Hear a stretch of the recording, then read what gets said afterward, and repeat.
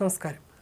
മുൻ ഉപരാഷ്ട്രപതി ജഗ്ദീപ് ധൻഖറിനെ കേന്ദ്ര സർക്കാർ ഇംപീച്ച് ചെയ്യാൻ ഒരുങ്ങിയതായി RSS സൈദ്ധാന്തികനും പ്രമുഖ സാമ്പത്തിക വിദഗ്ധനുമായ എസ് ഗുരുമൂർത്തിയുടെ വെളിപ്പെടുത്തൽ. ഇംപീച്ച്മെന്റ് ഒഴിവാക്കാനാണ് ധൻഖർ ഉപരാഷ്ട്രപതി സ്ഥാനം രാജിവെച്ചതെന്ന് അദ്ദേഹം ദേശീയ മാധ്യമത്തിന് നൽകിയ അഭിമുഖത്തിൽ പറഞ്ഞു. കേന്ദ്ര സർക്കാരിന് ഹിതകരമല്ലാത്ത രീതിയിൽ ധൻഖർ പ്രവർത്തിച്ചുവെന്നും ഇതേ തുടർന്ന് ഇംപീച്ച്മെന്റിന് ഒരുങ്ങിയെന്നുമാണ് എസ് ഗുരുമൂർത്തി വെളിപ്പെടുത്തിയത്. നേരത്തെ ജഗ്ദീപ് ധൻഖറിന്റെ അപ്രതീക്ഷിത രാജിക്ക് പിന്നിൽ അനാരോഗ്യം കാരണമായിരുന്നുവെന്നും കേന്ദ്ര സർക്കാരുമായിട്ടുള്ള ഭിന്നതകളാണ് രാജിവെക്കാൻ പ്രേരിപ്പിച്ചതെന്നിട്ടുള്ള റിപ്പോർട്ടുകൾ പുറത്തു വന്നിരുന്നു. ഡൽഹി ഹൈക്കോടതി ജഡ്ജി ജസ്റ്റിസ് യശ്വന്ത് വർമ്മയുടെ വസതിയിൽ നിന്ന് നോട്ടുകെട്ടുകൾ കണ്ടെത്തിയ സംഭവത്തിലെ ഇംപീച്ച്മെന്റ് നടപടിയിൽ കേന്ദ്ര സർക്കാരും ജഗ്ദീപ് ധൻഖറും രണ്ട് ധ്രുവങ്ങളിലായതാണ് രാജിയിലേക്ക് നയിച്ചതെന്നായിരുന്നു മുൻ റിപ്പോർട്ടുകൾ. വർമ്മയ്ക്കെതിരെ ഇംപീച്ച്മെന്റ് നടപടികൾക്ക് കേന്ദ്ര സർക്കാർ ഒരുങ്ങുന്നതിനിടെ പ്രതിപക്ഷം മുന്നോട്ട് വെച്ച പ്രമേയം ധൻഖർ സ്വീകരിക്കുകയായിരുന്നു. ഇത് കേന്ദ്ര സർക്കാരിൽ വലിയ അതൃപ്തിയുണ്ടാക്കിയെന്നും ഇത് മൂർച്ഛിച്ചതോടെ ധൻഖർ പൊടുന്നനെ രാജി പ്രഖ്യാപിക്കുകയായിരുന്നുവെന്നുമാണ് ദേശീയ മാധ്യമങ്ങൾ റിപ്പോർട്ട് ചെയ്തത്. പാർലമെന്ററി കാര്യമന്ത്രി കിരൺ റിജിജു, രാജ്യസഭാ കക്ഷി നേതാവ് JP നദ്ദ തുടങ്ങിയവർ ധൻഖറിനോട് കാത്തിരിക്കാൻ ആവശ്യപ്പെട്ടെങ്കിലും അതിന് വില കൊടുക്കാതെ പ്രതിപക്ഷ MPമാരുടെ പ്രമേയത്തിന് ധൻഖർ പ്രാധാന്യം നൽകിയതാണ് ബന്ധം വഷളാക്കിയത്.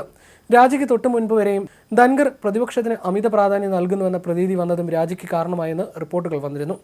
US vice president JD Vance India സന്ദർശിച്ചപ്പോൾ മോദിക്ക് പുറമെ താനും വാൻസുമായി കൂടിക്കാഴ്ച നടത്തണമെന്ന ധൻഖറിന്റെ നിർബന്ധ ബുദ്ധിയും കേന്ദ്രവുമായിട്ടുള്ള ബന്ധത്തിൽ ഇടർച്ചയുണ്ടാക്കി. കേന്ദ്രമന്ത്രിമാരുടെ ഓഫീസിൽ പ്രധാനമന്ത്രിക്കും രാഷ്ട്രപതിക്കുമൊപ്പം തന്റെ ചിത്രവും സ്ഥാപിക്കണമെന്നും തന്റെ വാഹനവ്യൂഹം ബെൻസ് കാറുകളാക്കി മാറ്റണമെന്നുമുള്ള ധൻഖറിന്റെ ആവശ്യങ്ങളും നടപ്പായിരുന്നില്ല. അതേസമയം പുതിയ ഉപരാഷ്ട്രപതി തെരഞ്ഞെടുപ്പിന് ശേഷം ഉയർന്നതും വോട്ട് ചോർച്ചയെക്കുറിച്ചുള്ള ചർച്ചയായിരുന്നു.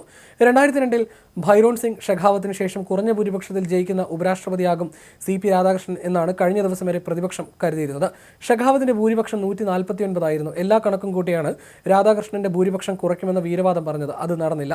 ലോക്സഭ രാജ്യസഭാ MPമാരാണ് രാഷ്ട്രപതിയെ തെരഞ്ഞെടുക്കുന്നതിനുള്ള ഇലക്ട്രൽ കോളേജ് അംഗങ്ങൾ. 782 ആണ് നിലവിലെ ഇലക്ട്രൽ കോളേജ് സംഖ്യ. ജയിക്കാൻ 392 വോട്ടും. BJPക്ക് 341 MPമാർ. ഇന്ത്യയിൽ 426 പേരും. ഇതിനൊപ്പം ഒരു വോട്ട് കൂടി അവർ ഉറപ്പിച്ചിരുന്നു.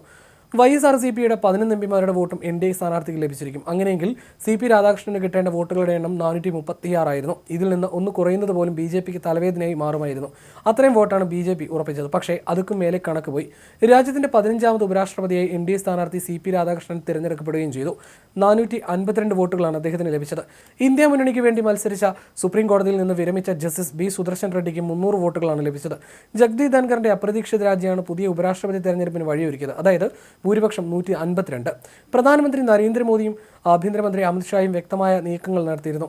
CP രാധാകൃഷ്ണന്റെ ഭൂരിപക്ഷം 150 കടക്കണമെന്ന നിശ്ചയദാർഢ്യമായിരുന്നു അവർക്കുണ്ടായിരുന്നത്. അതുകൊണ്ട് തന്നെ ഇരുവർക്കും സന്തോഷം നൽകുന്നതാണ് രാധാകൃഷ്ണന്റെ 152 വോട്ടിന്റെ വിജയം. 315 MPമാർ പ്രതിപക്ഷത്തിൽ നിന്നും വോട്ട് ചെയ്തുവെന്ന് ജയറാം രമേശ് സോഷ്യൽ മീഡിയയിൽ വിശദീകരിച്ചിരുന്നു. പെട്ടി പൊട്ടിച്ചപ്പോൾ അത്രയും വോട്ട് പ്രതിപക്ഷ സ്ഥാനാർത്ഥിക്ക് കിട്ടിയില്ല.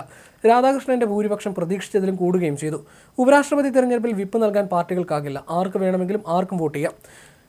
ഇതിന് രഹസ്യ സ്വഭാവം ഉണ്ടാകും. ഈ സാഹചര്യത്തിൽ MPമാർ അവർക്ക് ഇഷ്ടമുള്ളവർക്ക് വോട്ട് ചെയ്യും. BJPയിലും പ്രതിപക്ഷത്തും അവരുടെ പക്ഷവുമായി തെറ്റി നിൽക്കുന്ന ചില MPമാരുണ്ട്. ഇവരുടെ വോട്ട് മറിഞ്ഞു. അന്തിമ കണക്കുകളിൽ 15 വോട്ട് രാധാകൃഷ്ണന് അനുകൂലമായി ക്രോസ് വോട്ടായി മാറുകയായിരുന്നു.